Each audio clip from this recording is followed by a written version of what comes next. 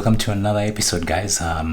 This is Alfred. For those who don't know me, I've been doing this for the past 6 months, and so far so good. I mean, it's something that I do for passion, not for views. It's something I want to always share my lessons that I've learned all across the different tips, books that I'm reading. So it's basically out of my heart, and I really appreciate the feedback that I get from different people. It's just something that makes my heart warm, and I really appreciate the comments that I get as well. I really appreciate. If I haven't responded to you, just know that I really appreciate. And for the guys that are new here, this is Upside Down, so it's generally about motivation, lessons that I've learned, books that I'm currently reading that I can share with you, and I'm always open to new topics. So if you have any topics that you think I should cover, well and good. So today is all about videos apps that I mostly use over the past 1 year in 2022, and I thought I'd love to share with you. One thing to note is this is not a paid ad. This is just things that I love, why I prefer them, and probably their drawbacks as well. And you could take them and just check them out as well. So let's get started. So everyone basically uses email, and there are many apps for email clients. Whether you're using Mac or you're using Android or Windows or whatever platform you are on, there are so many apps that we use.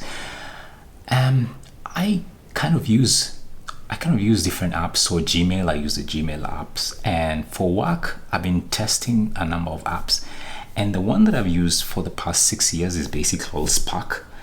And Spark is one of those apps that I just love because of the innovation that they bring to email.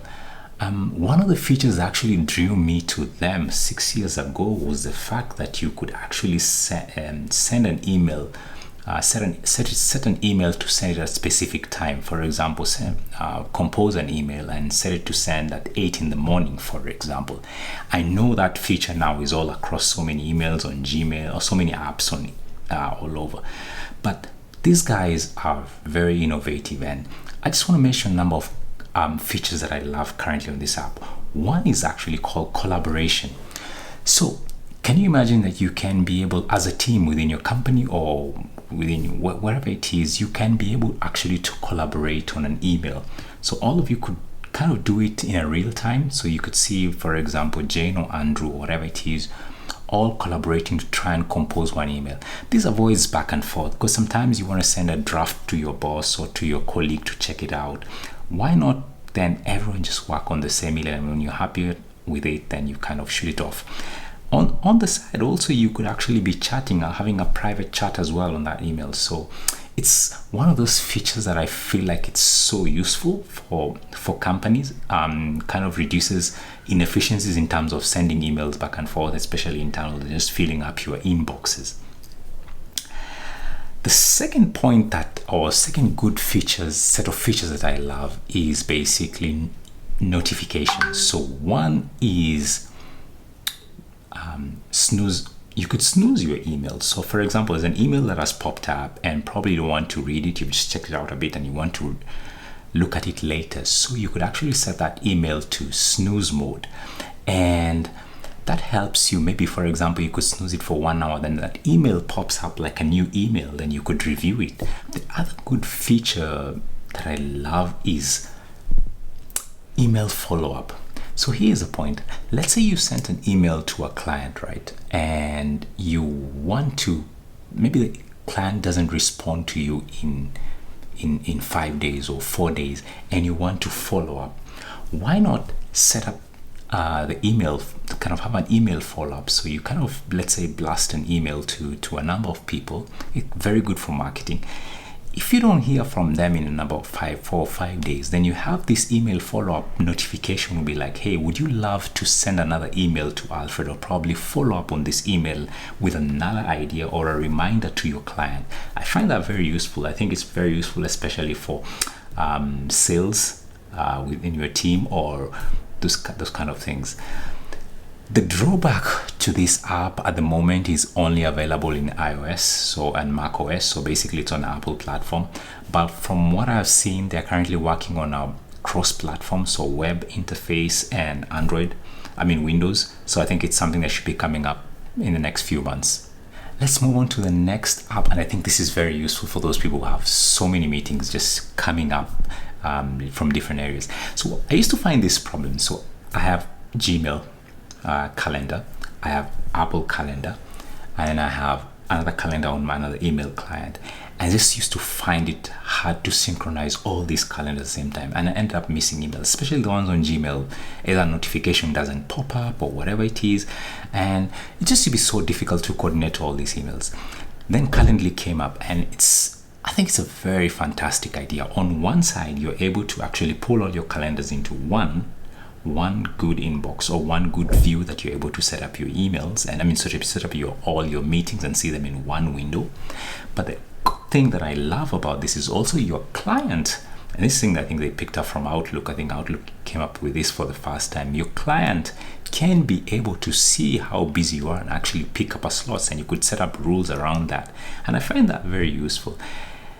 On the good side, on the bad side, one of the features that I think they should add on their app to make it useful is actually task management, because then at the moment we have different tasks. You have a task manager and then you have a meetings manager. If actually Calendly could combine the two, I think it'd be very useful. Then I don't have to have 2 apps or 3 apps trying to do different tasks, and I feel like then you sort of kind of divided. I think if you have one window where you're managing your meetings and managing your notifications or kind of things that you want to do tasks that you want to go through the day, then Calendly would be a perfect. I don't know if that's something that you've thought through, but I'd love to hear your feedback. The third app that I feel like is such a good app is, I don't know how many of you have social media in terms of you're working for your company in terms of posting different. So for example, if you want to post on Instagram, post on Facebook, post on all these different apps, it's kind of difficult when you have one design or one post and you have to go to log into another platform and post that. If you could have kind of a social media management tool, and this helps especially when you have multiple companies, which I know many people are running maybe 5 or 3 or 4 businesses, and all of them have socials, and it's so difficult to coordinate all these posts. On top of that, you want to have you could have a plan where you want to plan out your social media. For example, on Sunday, you could sit down and plan out all your posts for the whole week and just queue them on Buffer. And this is something that I love, because then you get out of the headache and manage all your plan your socials and post everything, and then a Buffer will do the magic for you. Mondays, Tuesdays, post all across the platform.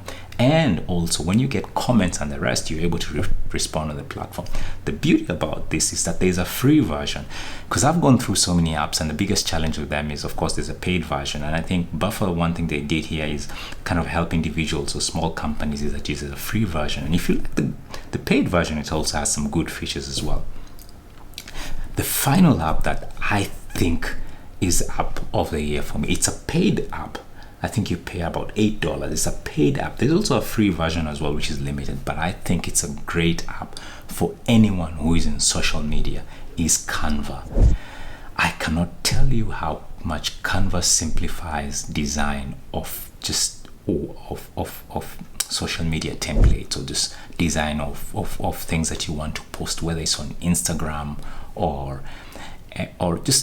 social media. And let me just give you a quick demo. So for example, you just want to let's say you want to post on Instagram and you're thinking of doing something or a template. You require a template, so you fire up Canva and you just select Instagram post as a template, and automatically it helps you in terms of dimensioning, because you know that in Facebook or Instagram they have their own pixel dimensions. The same thing with Facebook, have their own unique dimensions, and all these other platforms have their own rules and the rest. So once you are on Instagram post, automatically, of course, it defines your pixels. Then you're able to scroll and you say, oh, maybe I like this template, and you select this template. Voila, and you change a few things, add images, adjust fonts, colors, and then just download, and you're ready to go. This really helps your work. in terms of editing, because then you have to, I mean, it used to be so difficult because you could have to go to Photoshop or all these places, and I think Canva is one of those magical tools that have really simplified work. I don't know which apps you've been using in 2022, and I'd love to know which apps are really making a difference in you, and let me know in the comments below. I'd love to hear your feedback. Yeah, so that's it for this video, and hope to see you in the next one. Cheers, bye.